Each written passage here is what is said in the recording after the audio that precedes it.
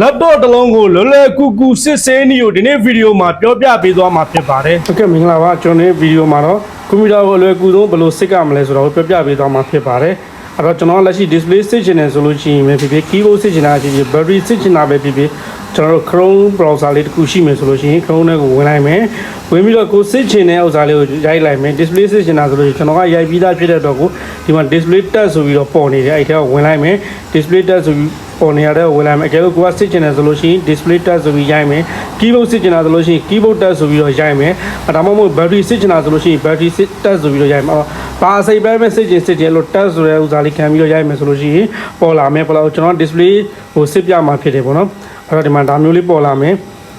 ဆိုလို့ရှိရင်ကိုကြက်ရတဲ့ဝင်စလို့ရပါကျွန်တော်လွယ်လွယ်ကူ dead pixel tab ဆိုတဲ့ဟာတွေကိုဝင်ပြီးစစ်လိုက်မယ်စစ်လိုက်မယ်ဆိုလို့ရှိရင်ဒီမှာ color အရောင်လေးတွေပေးထားတယ်ဘာမှအဖြူရောင်ဒါဆိုလို့ရှိရင်အဖြူရောင်ပေါ်မှာအလင်းပေါက်တာမပေါက်တာလုံးဝကြည့်လို့ရတယ်ဟုတ်ဒါဆိုလို့ရှိရင်အစိမ်းရောင် color ပေါ်မှာ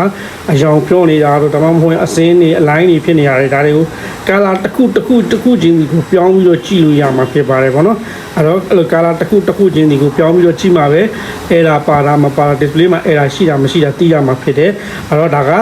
လွယ်ကူဆုံးနဲ့ကွန်ပျူတာတစ်လုံးကိုစစ်ဆေးနည်းဖြစ်တယ်ကျွန်တော်ပြသပေးတာဖြစ်တယ်ပေါ့နော်အဲ့တော့လက်ရှိကျွန်တော်ဦးပြတဲ့အလုံးလေးကလုံးဝတွတ်လေးနဲ့သုံးနေရတယ်ဆိုတော့ခံစားရတယ်ဆိုလို့ရှိရင်ဒီလုံးလေးက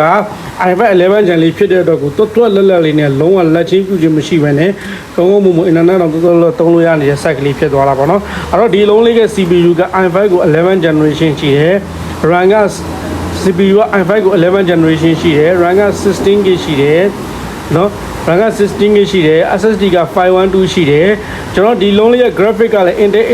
HR graphic လေးပါမယ် 8GB လောက်ကို sharing လုပ်ပေးသွားတဲ့အတွက်ကိုဒီ set ကလေးကလုံးဝကောင်းမွန်နဲ့လက်ချင်းပြုခြင်းမရှိဘဲနဲ့လုံးဝသုံးလို့ရမယ့် set ကလေးဖြစ်တယ်ပေါ့နော်အဲ့တော့ဒီ set ကလေးမှာကျွန်တော်မှအလုံးကြီးနည်းနေတဲ့အတွက်ကိုလိုချင်တယ်ဆိုလို့ရှိရင်အမြန်ဆုံးလာရောက်ဝယ်ပြီးအားပေးဖို့အတွက်ကိုကျွန်တော်ဖိတ်ခေါ်လိုက်ပါတယ်ကျွန်တော်အခုပြောပြပေးသွားတဲ့နီလန်းလေးတွေကကွန်ပျူတာတစ်လုံးကိုလွယ်လွယ်ကူကူစစ်ဆေးနိုင်တဲ့နီလန်းလေးတွေဖြစ်တယ်နောက်တက်လည်းကွန်ပျူတာနဲ့ပတ်သက်ပြီးသိလို့စရာအကြောင်းများကို knowledge sharing လုပ်ပေးသွားမှာဖြစ်တဲ့အတွက်ကိုကျွန်တော်ရဲ့ Facebook account နဲ့ TikTok account လေးကို like and follow လေးလုပ်ထားပေးပါ